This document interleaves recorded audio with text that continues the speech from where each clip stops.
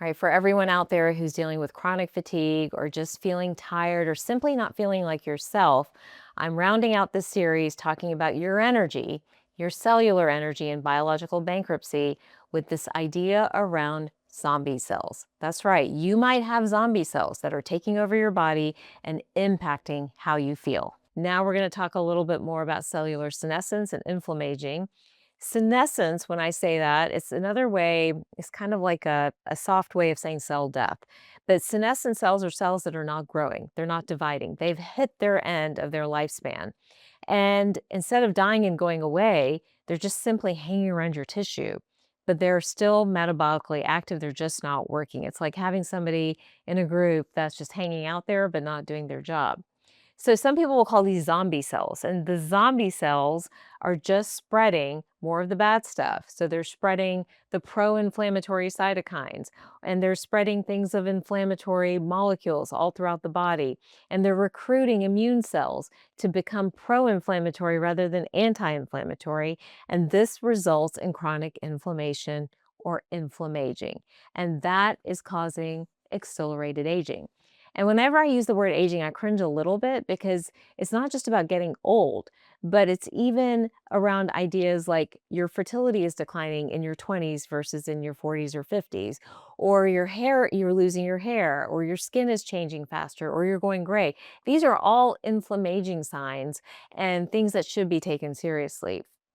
Again, in 2023, if we go back to that study in antioxidants, it looked at this connection between the number of these zombie cells, essentially, and dysfunctional mitochondria, and the two were interconnected. We know that some of these zombie cells were producing excessive reactive oxygen species, which then activated the inflammation pathway in the same way that, we know that that inflammation pathway triggers that low-grade chronic inflammatory response, setting up the foundation for future disease. So we understand the link between all of these and how they work together. The link to fatigue, here's a study from Hopkins and the NIH's Baltimore Longitudinal Study of Aging, which is one of the longest running aging studies in the world, showed that perceived fatigability, like how tired you got, and your walking effort, that actually predicted mortality risk more than just general tiredness. So when fatigue is physiological versus just sort of like how you're feeling, and we see that in your cells, it kind of predicts the outcomes. So the sooner we can measure it and sort of plan for it and change it, the better. Now, I've seen this in our young people too. Let's talk about something like ADD or ADHD, right? Or, inattention. So many of these kids end up on medications.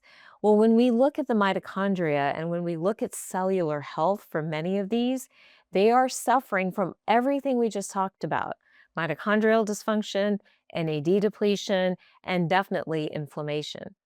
So again, helping them rebuild those reserves can make a difference for what's happening when it comes to fatigue or perceived fatigue. Because remember, fatigue can be cognitive, physical, emotional, mental. There's so many different types of fatigue, but it's all rooted right back here in these three pillars of mitochondrial and cellular health.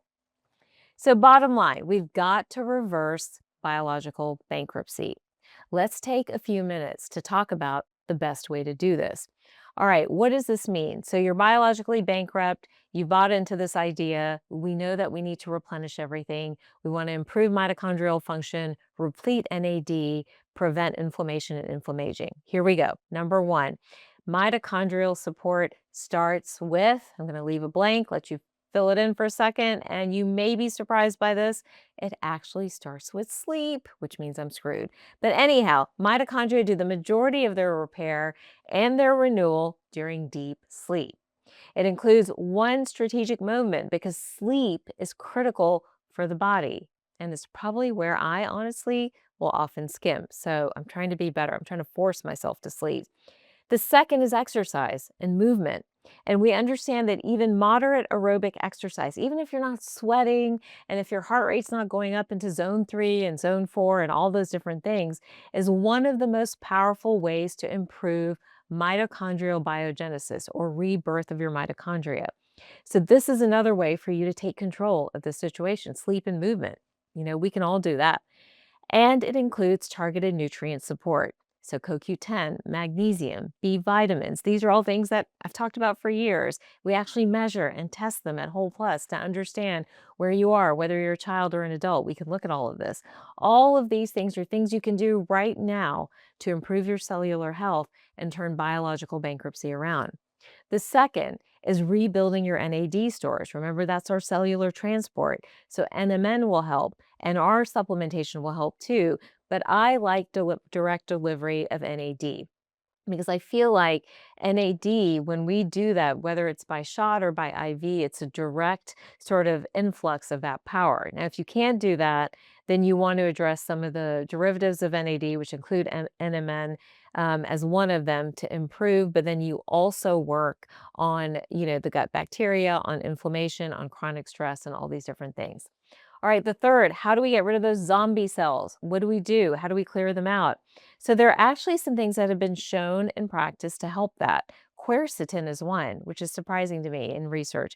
Quercetin that we have used in practice for allergies or for, like a histamine response, but it actually helps to clear out some of these zombie cells.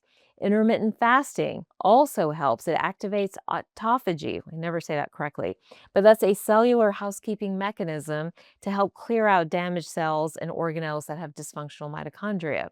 And lastly, this is really important too, managing cortisol and bringing cortisol regulation into the picture because chronic cortisol elevation actually drives mitochondrial dysfunction. So again, the two are connected together.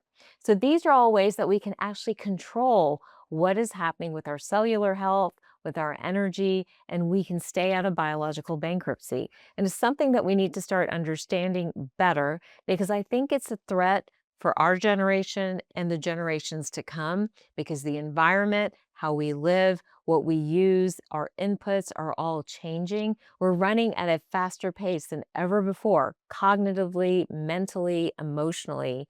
And I think we've got to refill those tanks as soon as we can.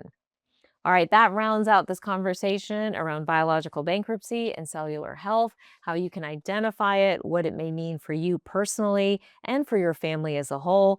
And it's important to be able to put the pieces together. If you or someone you love is suffering from fatigue at any level, share this episode with them and encourage them to understand where their cellular health falls, whether they are 5 or 15, 35, 50, or 80. It's all connected. That's the Whole Plus way. Don't forget, we post new episodes every week. Don't forget to share and subscribe.